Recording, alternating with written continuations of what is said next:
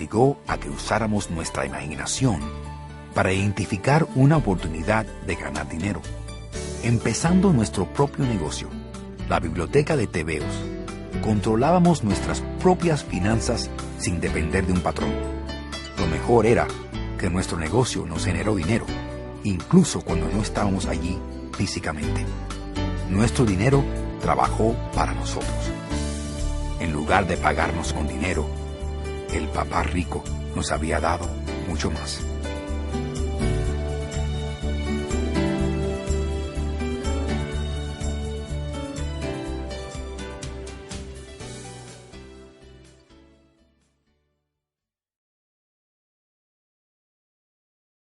Lección 2. ¿Por qué enseñar alfabetización financiera? En 1990, mi mejor amigo Mike tomó las riendas del imperio de su padre y le va mejor que a él. Nos vemos 1 o 2 veces al año en el campo de golf. Él y su esposa tienen más dinero del que uno puede concebir. El imperio del papá rico está en buenas manos, y Mike está preparando a su hijo para reemplazarlo, igual que su padre nos preparó a nosotros. En 1994, a los 47 años, me retiré. Mi esposa, Kim, tenía 37 años. La jubilación no significa no trabajar. Para mi esposa y para mí significa que salvo alguna catástrofe imprevista, podemos trabajar o no, y nuestra fortuna aumenta de manera automática, por encima de la inflación. Supongo que esto significa libertad. Los activos son lo suficientemente grandes para crecer por sí mismos. Es como plantar un árbol. Lo riegas durante años y un día ya no te necesita. Tiene raíces profundas. Entonces el árbol te proporciona sombra para tu deleite. Mike eligió ocuparse de su imperio y yo escogí retirarme. Cuando hablo en público siempre me preguntan, ¿qué recomendaría? ¿O qué puedo hacer? ¿Cómo empiezo? ¿Hay algún libro bueno que recomiende? ¿Cuál es el secreto del éxito?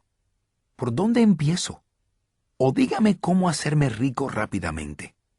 Yo simplemente les digo lo que mi papá rico me dijo cuando era un niño. Si quieres ser rico, necesitas preparación financiera. Cada vez que nos juntábamos, inculcaba esa idea en mi mente.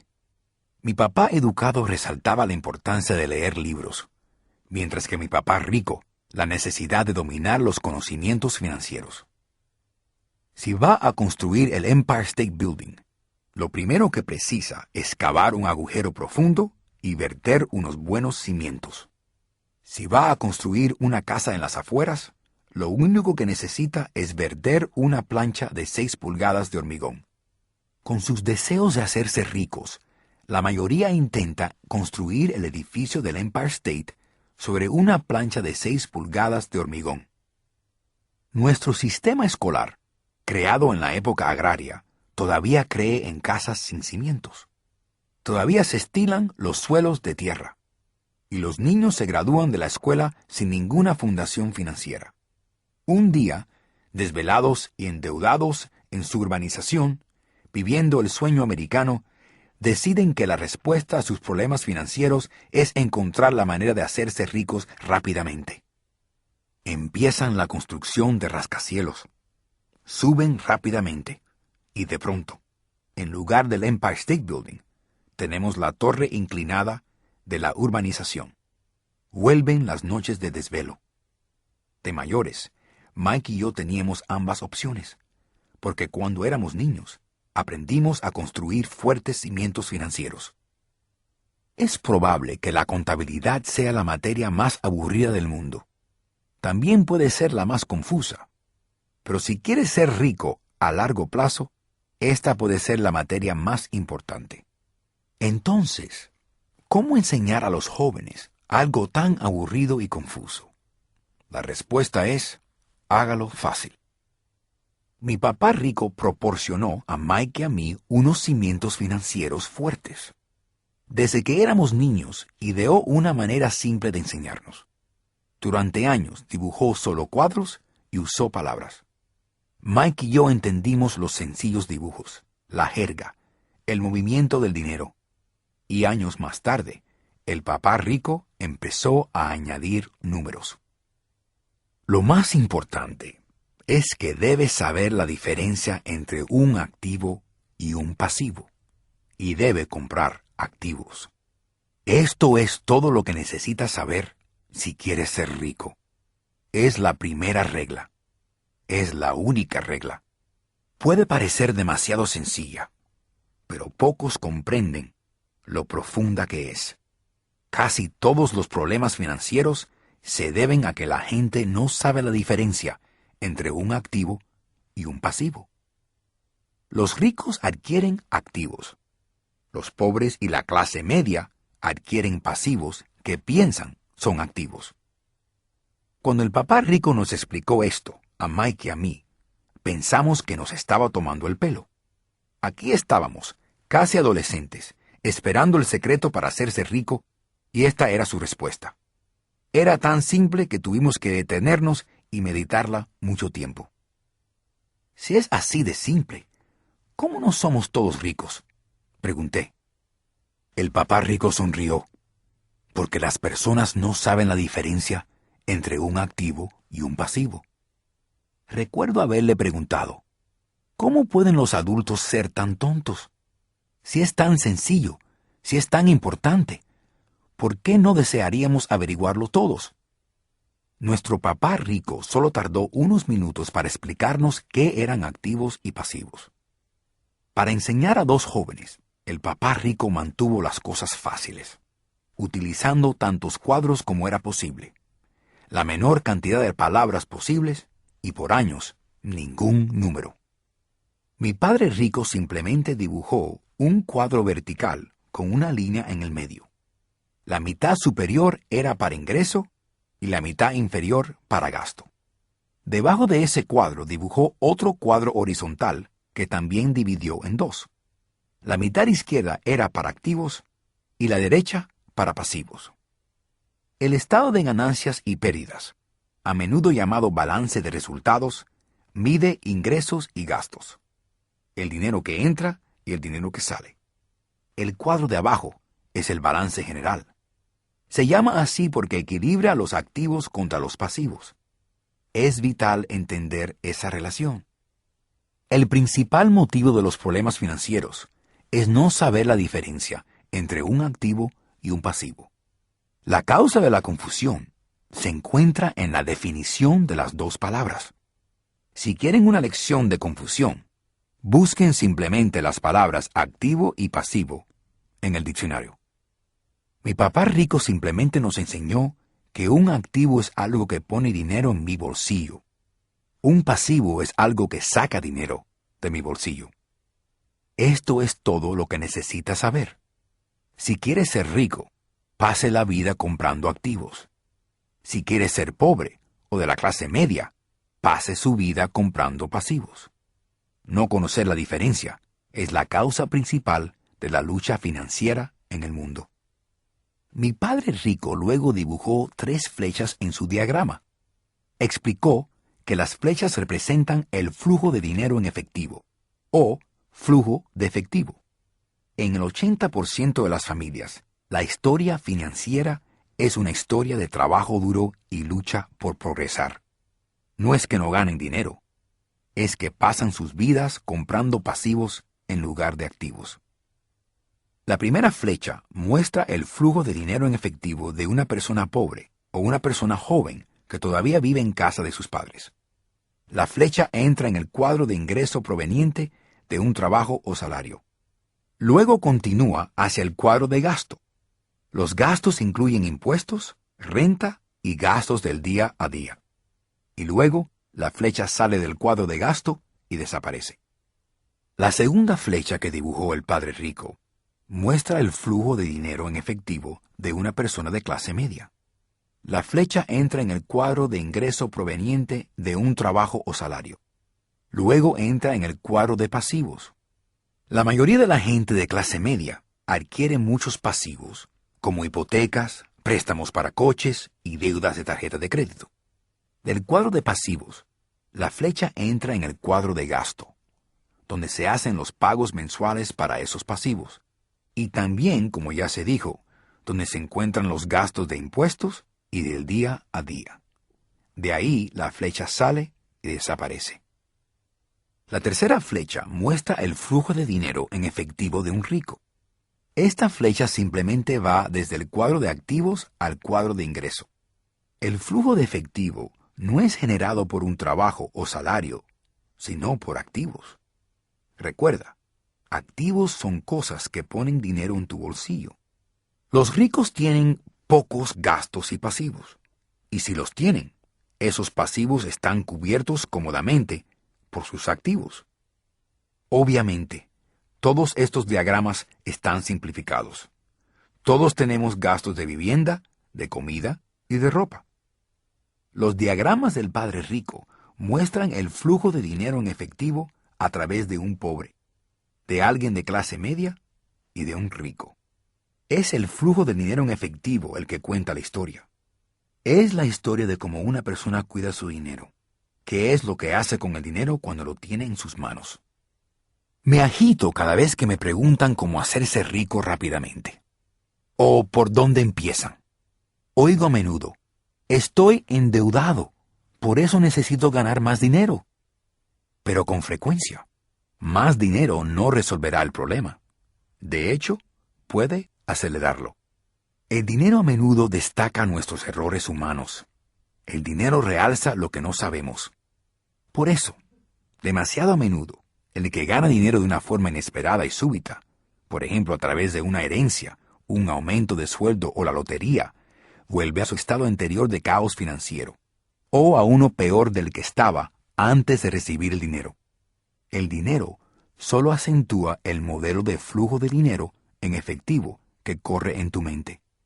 Si tu modelo es gastar todo lo que consigues, seguramente un aumento en el efectivo producirá un aumento del gasto.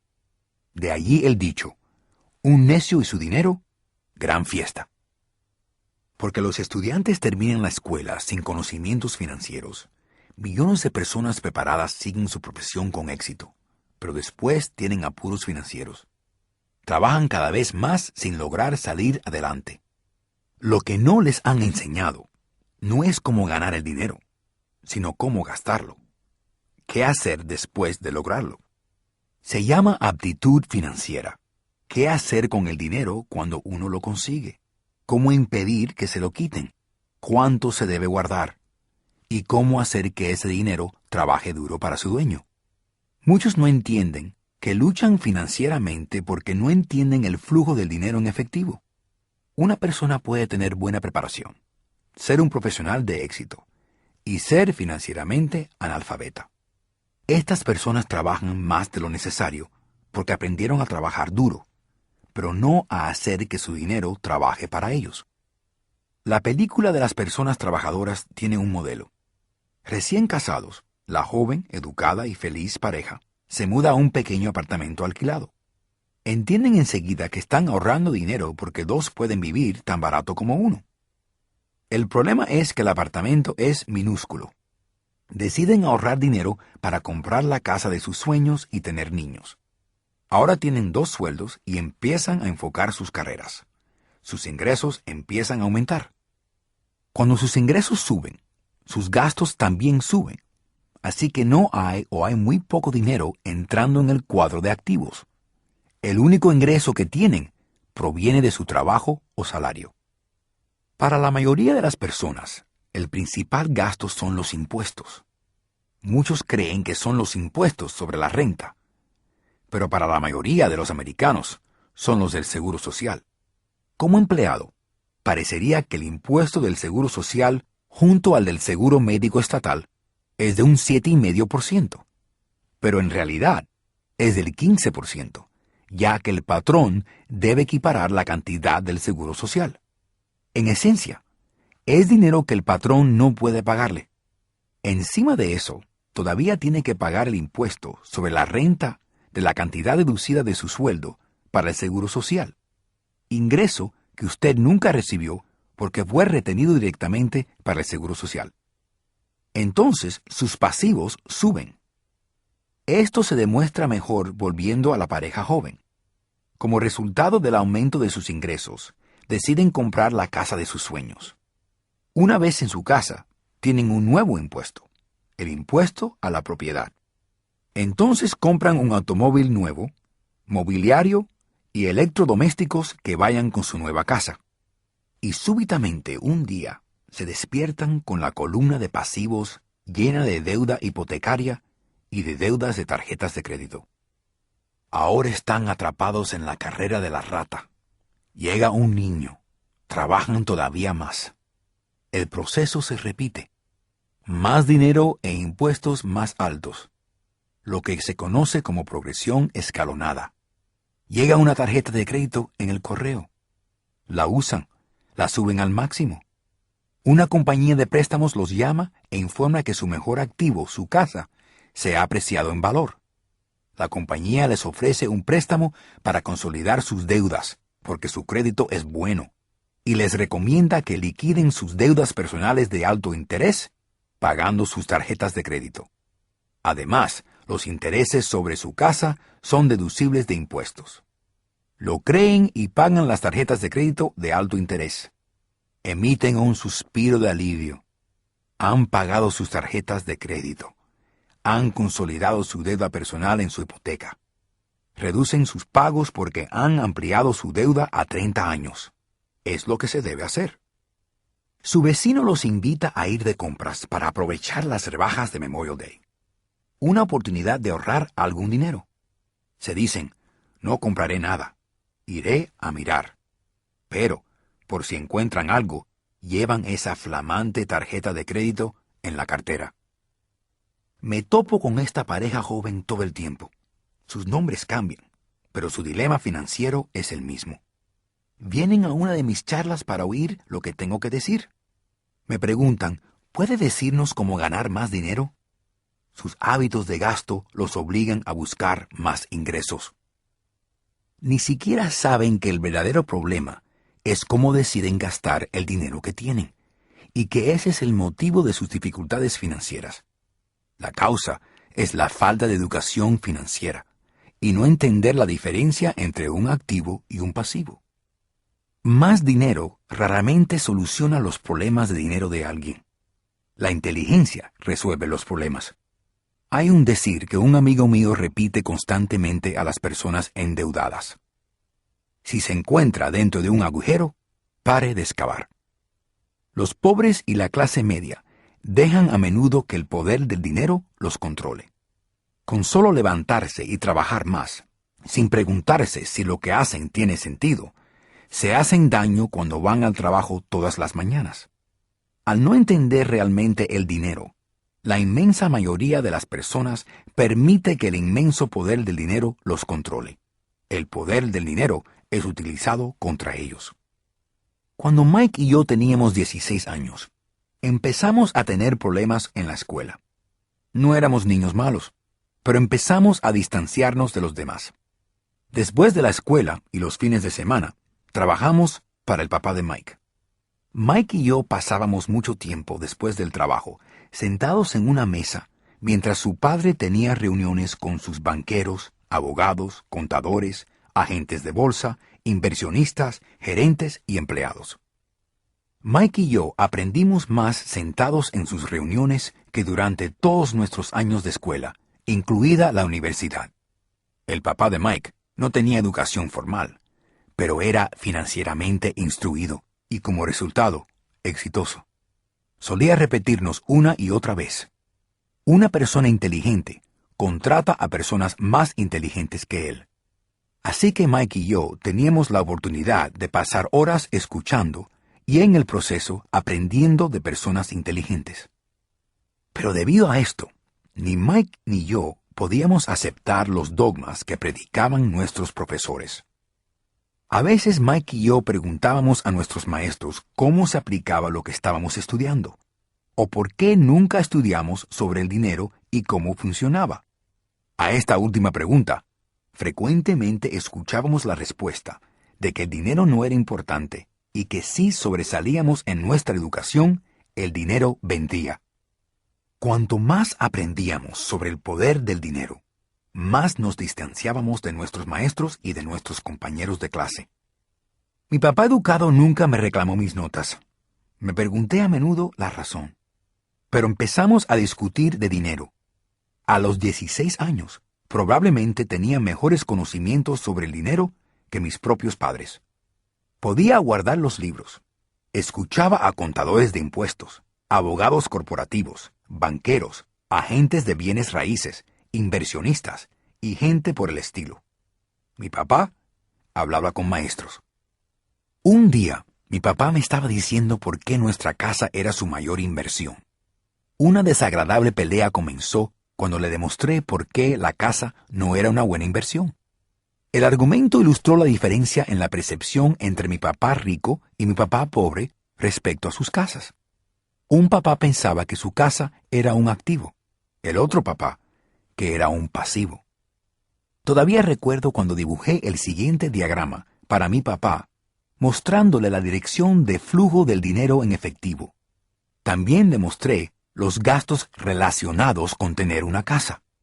Una casa más grande significaba mayores gastos, y el flujo del dinero en efectivo continuaba saliendo a través de la columna de gasto.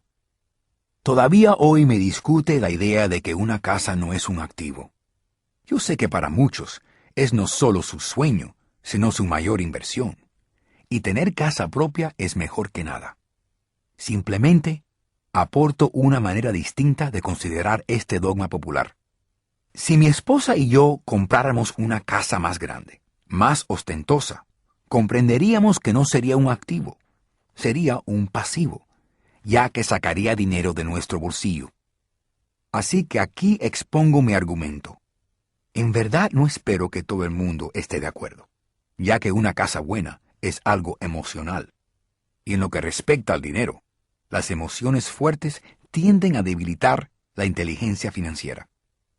Respecto a las casas, señalo que la mayoría de las personas trabaja toda la vida para pagar una casa que nunca es de su propiedad. Dicho de otra manera, la mayoría compra una casa nueva cada tantos años, incurriendo cada vez en un nuevo préstamo a 30 años para pagar el anterior. Aunque las personas reciben una deducción de impuesto por el interés sobre los pagos de la hipoteca, pagan todos sus otros gastos con dólares después de impuestos, incluso después de pagar su hipoteca. A eso debemos añadir los impuestos sobre bienes raíces. Los padres de mi esposa se asustaron cuando los impuestos de su propiedad subieron a $1,000 mensuales. Esto después de jubilarse, lo que mermó su retiro y les forzó a mudarse. Además, las casas no siempre aumentan de valor. En 1997, todavía tengo amigos que deben $1 millón por una casa que hoy costaría solo $700,000. Finalmente, las más grandes pérdidas son las oportunidades perdidas. Si todo su dinero está atado a su casa, se verá obligado a trabajar todavía más, porque su dinero continúa saliendo de la columna de gastos, en lugar de aumentar la columna de activos. El patrón típico del flujo de efectivo de la clase media. Si una pareja joven pusiera antes más dinero en su columna de activos, su futuro sería más fácil, sobre todo cuando se preparen para mandar a sus hijos a la universidad. Sus activos habrían aumentado y podrían cubrir gastos. Demasiado a menudo, una casa solo sirve de vehículo para incurrir en un crédito hipotecario para poder pagar los crecientes gastos. En resumen, el resultado final de decidir comprar una casa demasiado cara, en lugar de empezar pronto una cartera de inversiones, impacta a un individuo por lo menos de las siguientes 3 maneras. Número 1. La pérdida de tiempo, durante la cual otros activos podrían haber aumentado de valor. Número 2. La pérdida de capital adicional, que podría invertirse en lugar de pagar los altos gastos de mantenimiento relacionados directamente con la casa. Número 3. La pérdida de educación. Frecuentemente las personas computan su casa, ahorros y plan de jubilación como todo lo que tienen en su columna de activos. Como no tienen dinero para invertir, simplemente no invierten. Eso les resta experiencia en inversiones. La mayoría nunca se convierte en lo que en el mundo de las inversiones se denomina un inversionista sofisticado.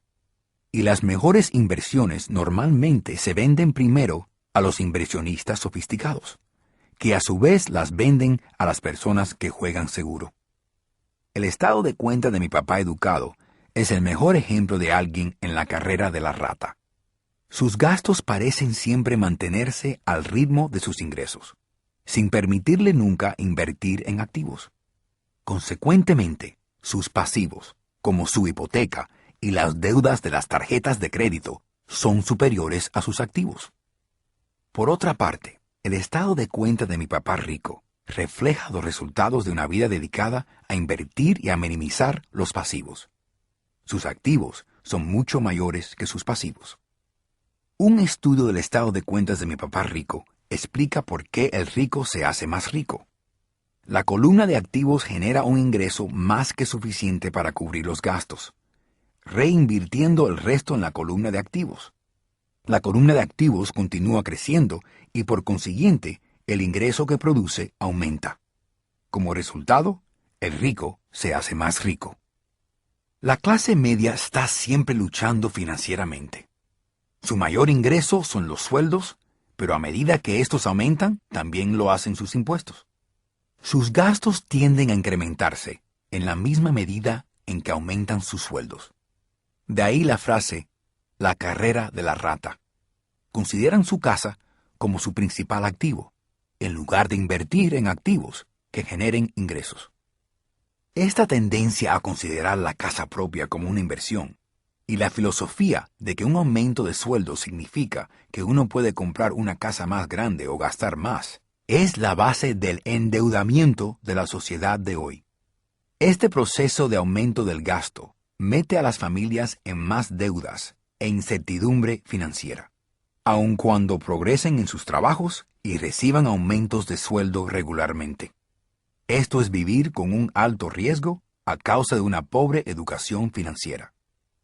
Como dije al principio de esta sección, la regla más importante es saber la diferencia entre un activo y un pasivo.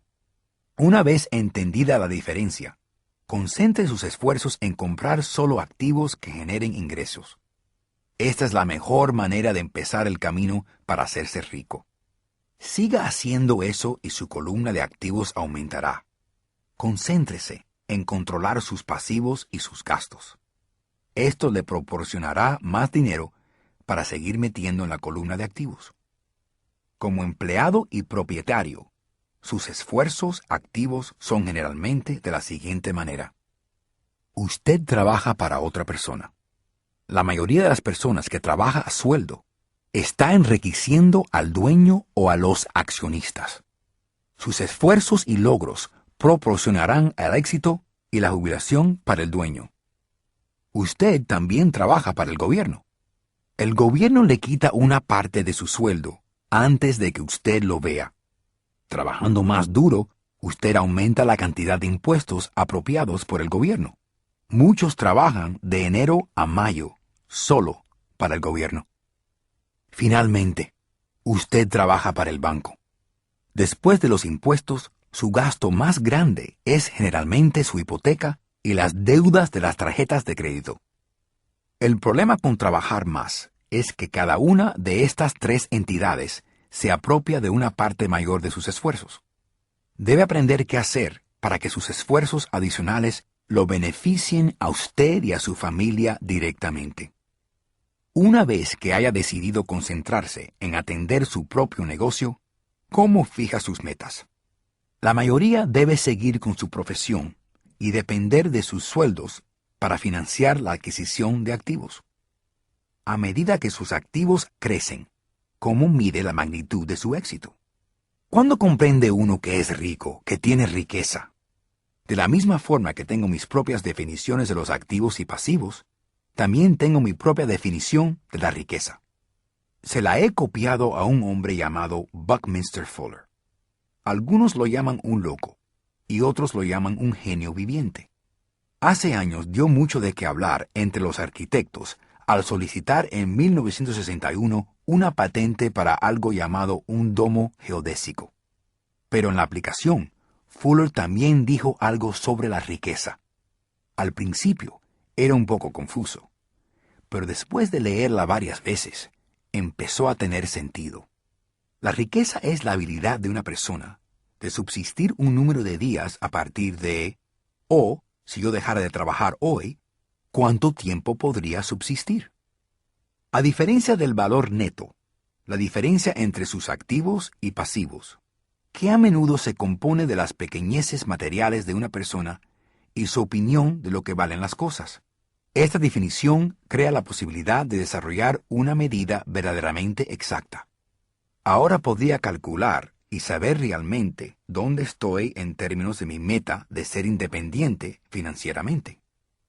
Aunque el valor neto incluye a menudo estos activos que no generan ingresos, como todo lo que compró que ahora está cogiendo polvo en su garaje, la riqueza mide cuánto dinero su dinero está ganando y por consiguiente su supervivencia financiera. La riqueza es la medida del flujo de dinero en efectivo de la columna de activos comparada con la columna de gastos. Usemos un ejemplo.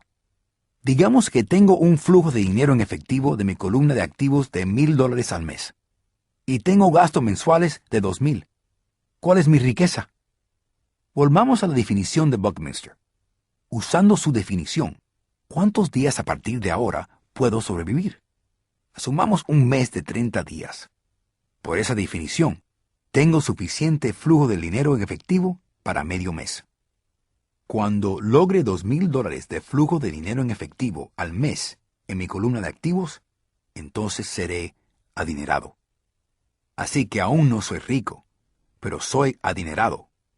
Ahora tengo ingresos generados por mis activos que cada mes cubren todos mis gastos mensuales. Si quiero aumentar mis gastos, debo aumentar primero el flujo de dinero en efectivo de mis activos para mantener este nivel de riqueza.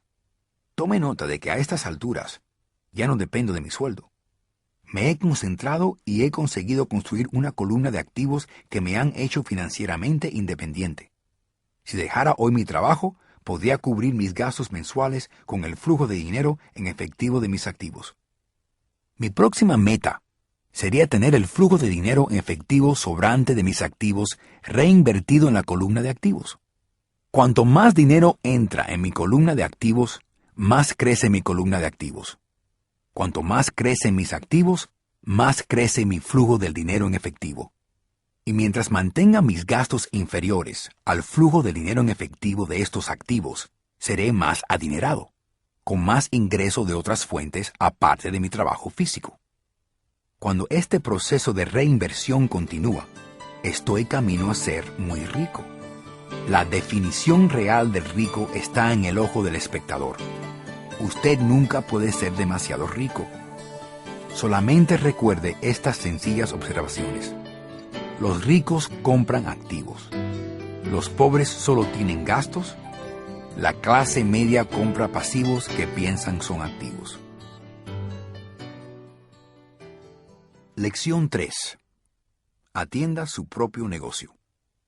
En 1974, pidieron a Ray Kroc, el fundador de McDonald's, que hablara a los alumnos de MBA de la Universidad de Texas en Austin. Un apreciado amigo mío, Keith Cunningham, era estudiante en esta clase. Después de una charla poderosa e inspiradora, terminó la clase y los estudiantes preguntaron a Ray si quería acompañarles a su lugar favorito a tomar unas cervezas. Ray aceptó amablemente. ¿A qué negocio me dedico?, preguntó Ray, una vez que todo el grupo tenía sus cervezas en la mano. Todos nos reímos, dijo Keith. La mayoría de los estudiantes de MBA pensó que Ray estaba bromeando. Nadie contestó, así que Ray preguntó de nuevo, ¿a qué negocio creen que me dedico? Los estudiantes se rieron de nuevo y finalmente una alma valiente gritó, Ray, ¿quién no sabe que usted está en el negocio de la hamburguesa? Ray se rió entre dientes. Señoras y señores, no me dedico al negocio de la hamburguesa. Mi negocio es el sector inmobiliario. McDonald's es hoy el mayor propietario de bienes raíces del mundo, con más propiedades aún que la Iglesia Católica. Hoy, McDonald's posee algunas de las esquinas e intersecciones de calles más valiosas de América, así como de otras partes del mundo. Keith dijo que había sido una de las lecciones más importantes de su vida. Hoy, Keith es propietario de una cadena de lavaderos de automóviles, pero su verdadero negocio debajo de los lavaderos es el inmobiliario. De jóvenes, no teníamos cerca ningún McDonald's. Aún así, mi papá rico fue el responsable de que Mike y yo aprendiéramos la misma lección que Ray Kroc impartió en la Universidad de Texas. Es el secreto número 3 de los ricos. El secreto es: atiende tu propio negocio. La lucha financiera es a menudo el resultado directo de las personas que trabajan toda su vida para otros. Muchos no tendrán nada al final de su vida laboral. Nuestro actual sistema educativo se concentra en preparar a la juventud para conseguir un buen trabajo, desarrollando su preparación académica. Sus vidas giran alrededor de sus sueldos, o como expliqué antes, su columna de ingresos. Y desarrollando sus habilidades escolásticas, acceden a niveles todavía más altos de estudio para perfeccionar sus habilidades profesionales. Estudian para ser ingenieros, científicos, cocineros, policía, artistas, escritores, y así sucesivamente. Estas habilidades profesionales les permiten entrar en el mundo laboral y trabajar por el dinero. Hay una gran diferencia entre su profesión y su negocio. A menudo pregunto a la gente, ¿a qué se dedican? Y contestan, oh, soy banquero. Entonces le pregunto, ¿son dueños del banco? Y generalmente contestan, no, trabajo allí. En ese caso, confunden su profesión con su negocio. Su profesión puede ser la de banquero, pero aún así necesitan su propio negocio. Ray Kroc tenía clara la diferencia entre su profesión y su negocio. Su profesión siempre era la misma. Era un vendedor. En su día, vendía batidoras y poco después vendía franquicias de hamburguesas. Pero mientras su profesión era vender franquicias de hamburguesas, su negocio era acumular propiedad inmobiliaria que generara ingresos. Para afianzarse financieramente, uno necesita atender su propio negocio. Su negocio gira alrededor de su columna de activos, en lugar de su columna de ingresos. Como dije antes, la regla número 1 es saber la diferencia entre un activo y un pasivo, y comprar activos. Los ricos se concentran en su columna de activos, mientras todos los demás se concentran en su declaración de renta. Esa es la razón por la cual escuchamos tan a menudo, necesito un aumento. Si solo me dieran una promoción.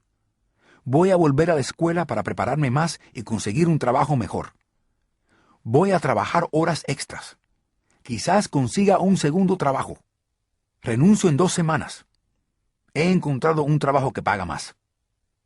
En algunos círculos, estas son ideas sensatas. Pero si escuchas a Ray Kroc, todavía no te estás ocupando de tu propio negocio. Todas estas ideas se concentran en la columna de ingresos y solo se afianzará financieramente una persona si el dinero adicional se utiliza para comprar activos que generen ingresos. La principal razón por la cual la mayoría de los pobres y la clase media son fiscalmente conservadores, lo que significa no puedo permitirme el lujo de arriesgarme, es porque no tienen ninguna base financiera. Tienen que aferrarse a sus trabajos. Tienen que jugar seguro. Cuando las reducciones de personal se pusieron de moda, millones de obreros descubrieron que su mayor activo, su casa, se los estaba comiendo vivos. Su activo, la casa, les costaba dinero todos los meses.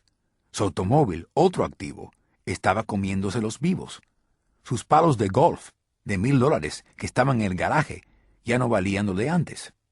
Sin la seguridad del trabajo, no tenían nada en qué apoyarse. Lo que creían eran activos no podían ayudarlos a sobrevivir una crisis financiera. Hay tantas personas que han tenido serios problemas financieros cuando se les acaban los ingresos.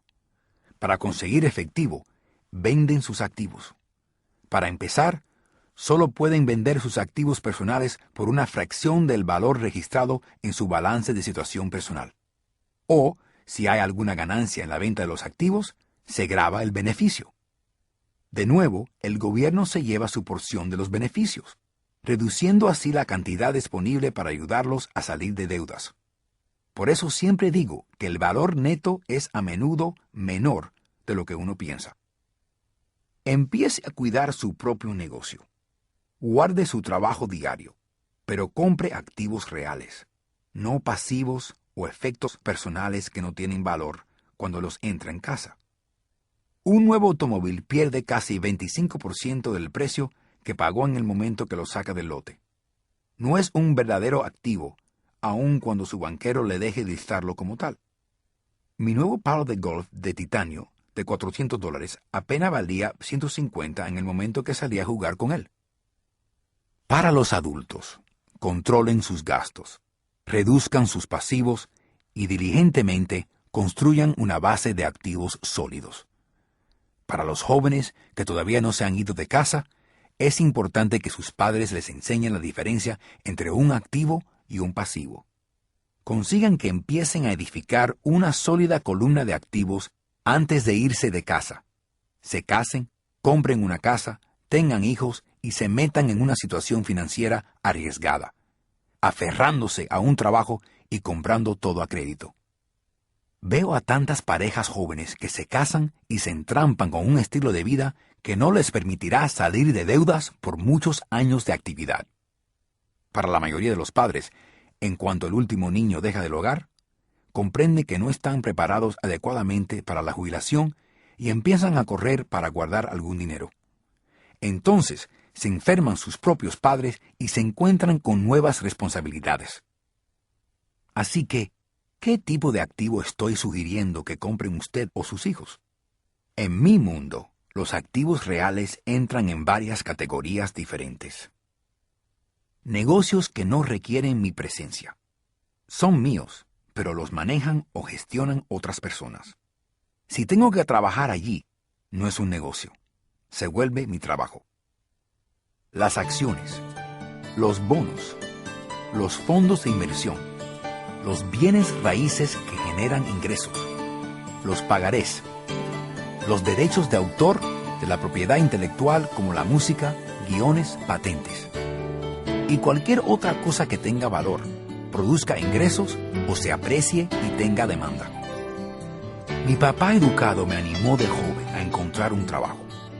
Mi papá rico, por otro lado, me animó a que empezara adquiriendo activos que me gustaran.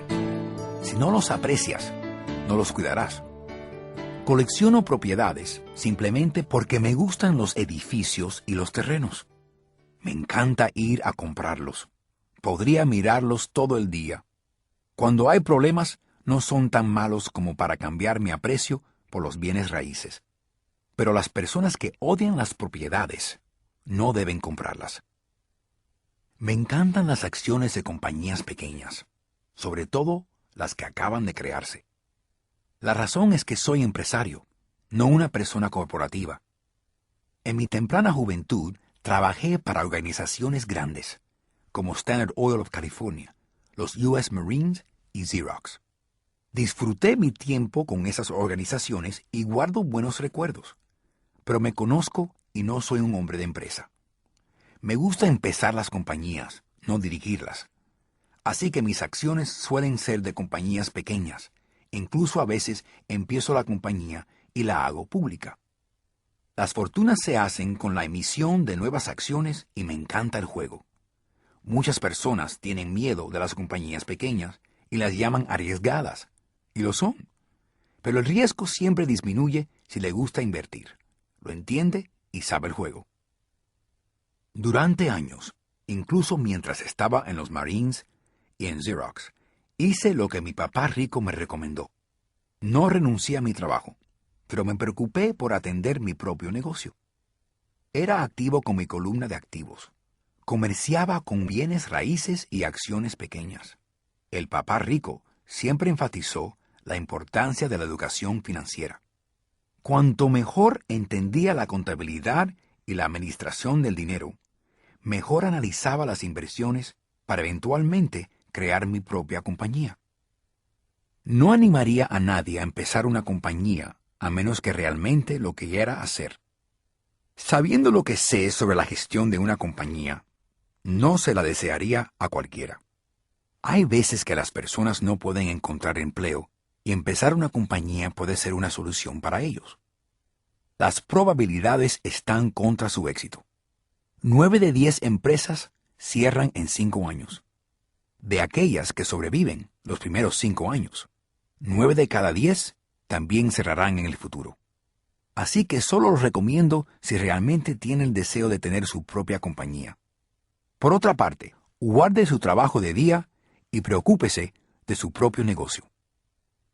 Cuando digo atienda su propio negocio, quiero decir construya y guarde bien su columna de activos. Cada vez que entra $1, no permita que salga. Piense de esta manera. Cuando $1 entra en su columna de activos, se convierte en su empleado.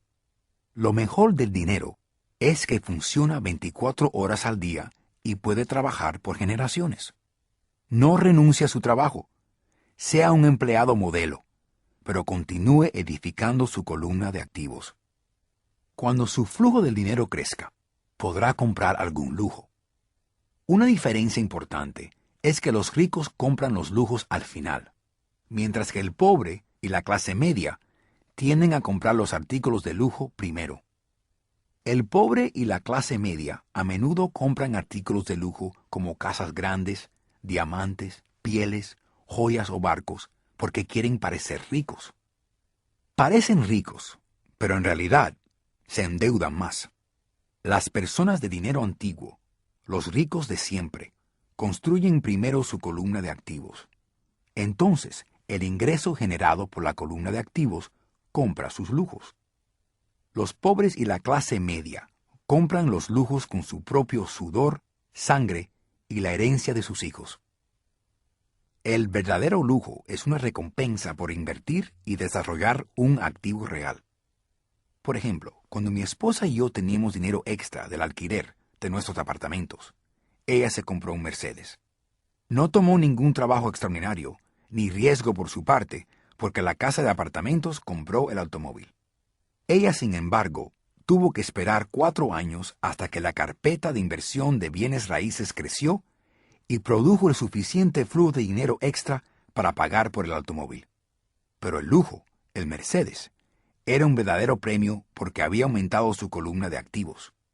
Ese automóvil significa ahora mucho más para ella que otro automóvil bonito. Significa que usó su inteligencia financiera para darse ese lujo.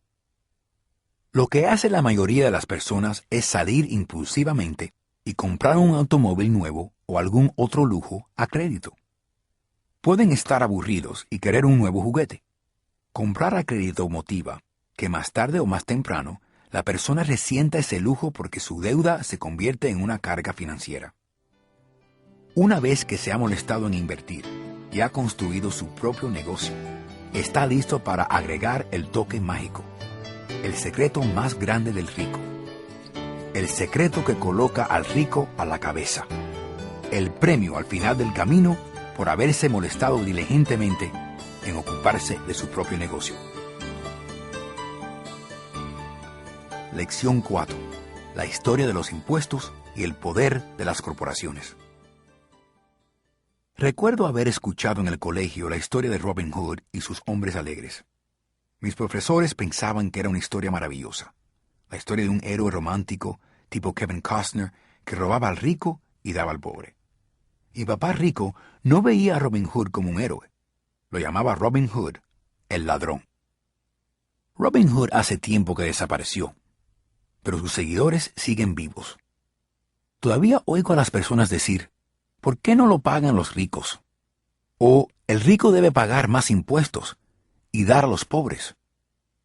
Es esa idea de Robin Hood, la de tomar del rico para darle al pobre, la que ha causado la mayoría de los problemas para el pobre y la clase media. La razón por la que la clase media paga tantos impuestos es debido al ideal que representa Robin Hood. La realidad es que el rico no paga tantos impuestos. Es la clase media la que paga por los pobres, sobre todo la clase media alta, educada, de ingresos altos. De nuevo, para entender cómo pasan las cosas, necesitamos tener una perspectiva histórica. Necesitamos ver la historia de los impuestos. Aunque mi papá educado era un experto en la historia de la educación, mi papá rico se hizo un experto en la historia de los impuestos. El papá rico nos explicó a Mike y a mí que en Inglaterra y en Estados Unidos originalmente no existían impuestos. Había impuestos temporales recaudados de vez en cuando para financiar las guerras. El rey o el presidente pedían que todos contribuyeran. Se recaudaron impuestos en Gran Bretaña para luchar contra Napoleón de 1799 a 1816 y en Norteamérica para pagar por la Guerra Civil de 1861 a 1865. En 1874, Inglaterra creó el impuesto sobre la renta, una leva impositiva permanente de sus ciudadanos. En 1913, el impuesto sobre la renta se hizo permanente en Estados Unidos con la adopción de la enmienda 16 a la Constitución. Lo que no revelan estas fechas históricas es que estos dos impuestos se recaudaban solo de los ricos. Esto era lo que el papá rico quería que Mike y yo entendiéramos.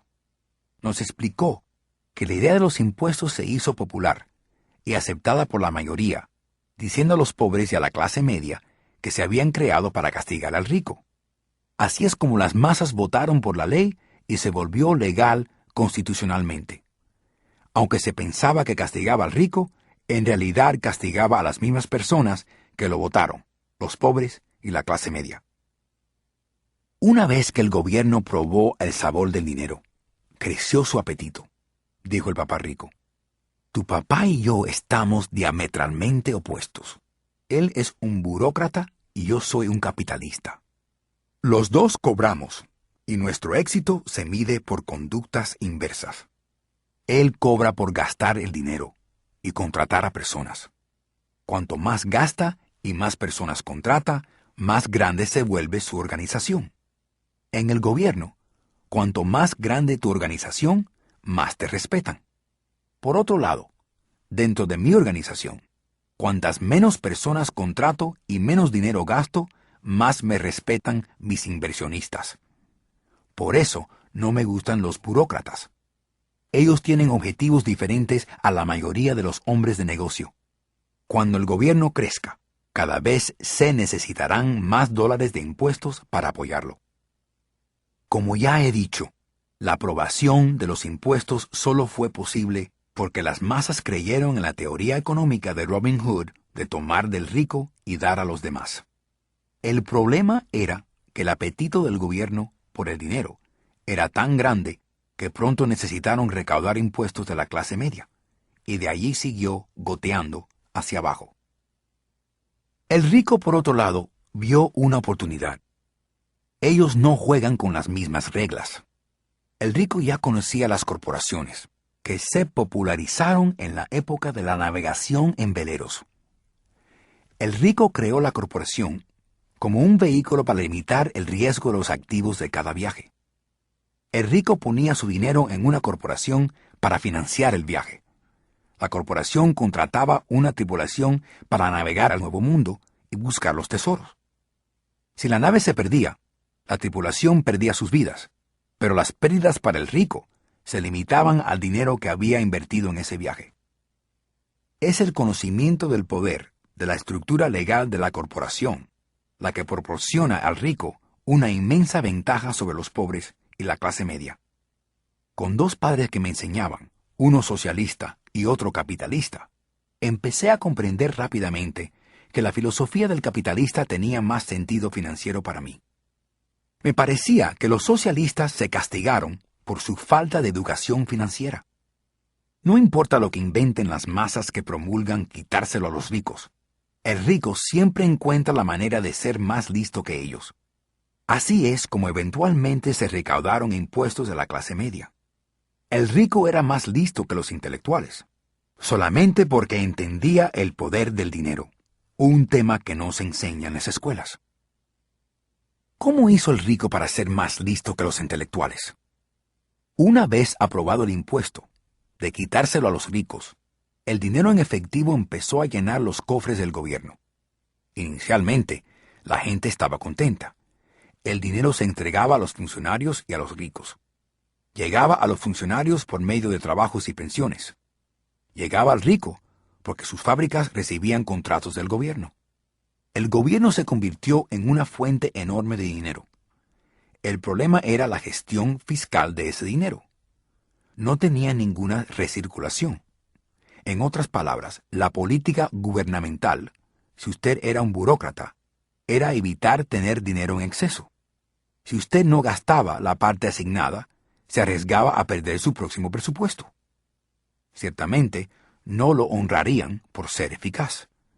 A los empresarios, por otro lado, se les honra por tener dinero en exceso y se les reconoce su eficacia. Al aumentar y continuar este ciclo de gasto gubernamental, la demanda de dinero aumentaba y la idea de que paguen los ricos se ajustaba para incluir a personas con niveles de ingresos más bajos, las mismas personas que lo votaron, los pobres y la clase media. Los verdaderos capitalistas usaron su conocimiento financiero para encontrar una manera de escapar. Regresaron a la protección de una corporación. Una corporación protege al rico. Pero lo que muchas personas que nunca han creado una corporación desconocen es que una corporación no es realmente una cosa. Una corporación es meramente una carpeta de archivo con algunos documentos legales dentro, en la oficina de algún abogado, registrada con una agencia gubernamental estatal. No es un edificio grande con el nombre de una corporación. No es una fábrica o un grupo de personas. Una corporación es meramente un documento legal que crea una entidad legal sin un alma. La riqueza del rico estaba una vez más protegida. Una vez más, el uso de corporaciones se volvió popular, una vez aprobada la ley de impuestos sobre la renta, porque la proporción de impuestos sobre la renta de la corporación era inferior a la proporción de impuestos sobre la renta individual. Además, como dije anteriormente, la corporación podía pagar ciertos gastos con dólares previos a la deducción de impuestos. Esta guerra entre los pobres y los ricos lleva librándose por cientos de años. Son los que promueven que paguen los ricos contra los ricos. La batalla se emprende siempre y donde quiera que se hagan las leyes. La batalla seguirá siempre. El problema es que los que pierden son los ignorantes, los que se levantan diligentemente todos los días y van a trabajar y pagan impuestos. Si entendieran la manera en que juegan los ricos, ellos también podrían jugar. Entonces, estarían camino de su propia independencia financiera. Por eso me enojo cada vez que oigo a un padre aconsejar a sus hijos que vayan a la escuela, para que puedan encontrar un trabajo seguro. Un empleado con un trabajo seguro, sin actitud financiera, no tiene ningún escape. El americano en promedio hoy trabaja de 5 a 6 meses para el gobierno para cubrir sus impuestos. En mi opinión, es mucho tiempo. Cuanto más duro trabaja, más paga el gobierno. Por eso creo que la idea de que paguen los ricos estafó a las mismas personas que la votaron. Cada vez que intentan castigar al rico, el rico no acepta y reacciona. Tiene el dinero, el poder y la decisión para cambiar las cosas. No se queda sentado y voluntariamente paga más impuestos. Busca las maneras de minimizar su carga impositiva. Contrata abogados inteligentes, a contadores y persuade a los políticos para que cambien las leyes o creen lagunas impositivas. Los ricos tienen los activos para efectuar el cambio. Los pobres y la clase media no tienen los mismos activos. Se quedan sentados permitiendo que el gobierno les meta la aguja en el brazo y empiece la donación de sangre. Me sorprendo constantemente por el número de personas que pagan más impuestos o toman menos deducciones, porque tienen miedo al gobierno. Y yo sé lo aterrador e intimidante que puede ser un inspector fiscal. He tenido amigos a los que les han cerrado y destruido el negocio para descubrir más tarde que era un error del gobierno. Lo comprendo. Pero el precio de trabajar de enero a mediados de mayo es un precio alto para pagar por esa intimidación. Mi papá pobre nunca luchó. Mi papá rico tampoco. Pero jugó el juego más inteligentemente, y lo hizo a través de la corporación, el secreto más grande del rico. Mi papá educado siempre me animó a buscar un trabajo bueno en una gran corporación. Hablaba de las virtudes de ascender por la escalera corporativa. No entendía que depender de un sueldo de un solo patrón corporativo me convertía en una vaca dócil lista para ser ordeñada. Cuando le dije a mi papá rico el consejo de mi padre, se rió entre dientes. ¿Por qué no ser dueño de la escalera? Fue todo lo que dijo. De joven no entendí lo que mi papá rico decía acerca de tener mi propia corporación. Era una idea que parecía imposible e intimidante. Aunque me entusiasmaba la idea, mi juventud no me permitiría prever la posibilidad de que los mayores trabajarían algún día para una compañía de mi propiedad. El punto es que si no hubiera sido por mi papá rico, probablemente hubiera seguido el consejo de mi papá educado. Era el recordatorio ocasional de mi papá rico lo que mantenía viva la idea de poseer mi propia corporación y que me mantuvo en un camino diferente. Cuando tenía 15 o 16 años, supe que no iba a seguir el camino que mi papá educado me estaba recomendando. No sabía cómo iba a hacerlo, pero estaba decidido a no emprender la misma dirección que la mayoría de mis compañeros de clase. Esa decisión cambió mi vida. No fue hasta que estuve en la veintena que el consejo de mi papá rico empezó a tener más sentido. Acababa de salir de los Marines y estaba trabajando para Xerox. Estaba ganando bastante dinero, pero siempre que veía mi sueldo me sentía defraudado. Las deducciones eran muy grandes, y cuanto más trabajaba, mayores eran. Cuando empecé a tener más éxito, mis jefes me hablaron de promociones y aumentos. Me estaban adulando, pero podía oír a mi papá rico que me preguntaba al oído, ¿para quién estás trabajando? ¿A quién estás haciendo rico? En 1974, mientras trabajaba para Xerox, formé mi primera corporación y empecé a atender mi propio negocio. Tenía ya unos activos en mi columna de activos, pero ahora estaba decidido a concentrarme para hacerlos más grandes.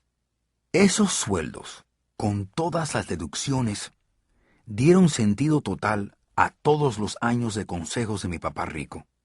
Podía ver el futuro si seguía el consejo de mi papá educado.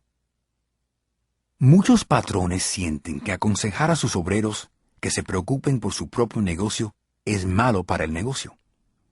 Estoy seguro que puede ser así para algunos individuos, pero para mí, enfocarme en mi propio negocio, desarrollando activos, me hizo mejor empleado. Ahora tenía un propósito. Entraba temprano y trabajaba diligentemente, juntando todo el dinero posible para empezar a invertir en bienes raíces. Hawái empezaba a despuntar y se podían hacer fortunas. Cuanto más comprendía que estábamos al principio de un boom, más máquinas Xerox vendía. Cuantas más vendía, más dinero ganaba. Y claro, más deducciones sufría mi sueldo. Me sentía inspirado. Tenía tantas ganas de salir de la trampa de ser un empleado que trabajaba más duro, no menos.